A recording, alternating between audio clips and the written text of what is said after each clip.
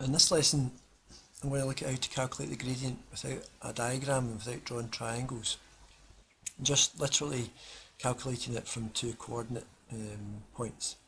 Now this is very handy because drawing a diagram and coordinate grid is time consuming, and if we can do it a quicker method, this will be very good. So let's look at the first example here. Find the gradient of the lines passing through the points below. So first point's 2, 3 and the next point's 3, 6.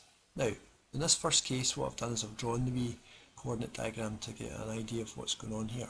So there's 2, 3, 2 along and 3 up, and this point up here is 3, 6, 3 along and 6 up. Now we should be able to see here that if you create the wee triangle, then the height of the triangle is 3 and along is 1. So the gradient is really y over run, or y over x is 3 over 1.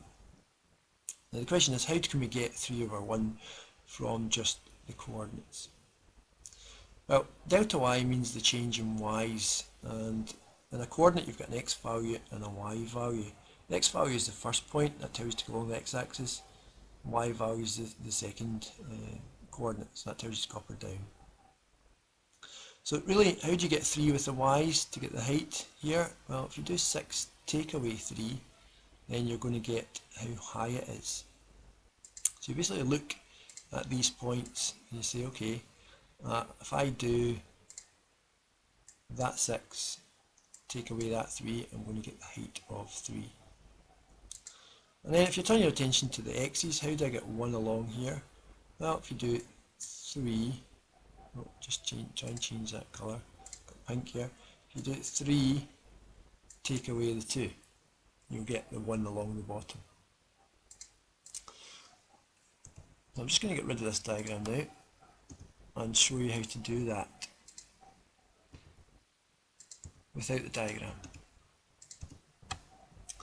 So it's always doing takeaways here to get the change in y. So we said that y's do 6 take away 3, and then do 3 take away 2. And if I just work this out, I'll get my gradient. 6 take away 3 is 3, and 3 take away 2 is 1.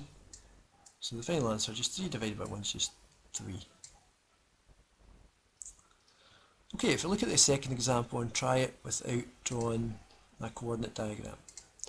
The first thing I want to do, gradient is equal to the change in the y's. So I'm looking at the y values, that's these values here.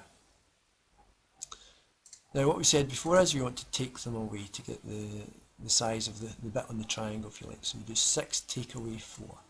That's your top line. Then the bottom I want to do the difference between these two. So I have to be careful. This is 1 take away negative 2. So I want to write that like that. So 6 take away 4 is easy, 1 take away negative 2, you have to think about that one. So on the top line, 6 take away 4, that just becomes 2, and 1 take away negative 2 is really 1 add 2, so that goes to 3. And if you think about this in a coordinate grid, the difference between 1 and away to negative 2 is 3 squares, if you like. So that's it. Can't simplify 2/3, I'm done. Okay, so remember, start here in a second. This is what you don't need to do this, but this is the way I always do it. I start at the second coordinate and take away the first part. Start at the 1 and take away the starting value. Okay, and I'm going to do the same in this last one. The y's on the top, gradient's delta y over delta x. Remember, I can use an m for gradient as well. So I'm going to do 4 take away 1 in the top.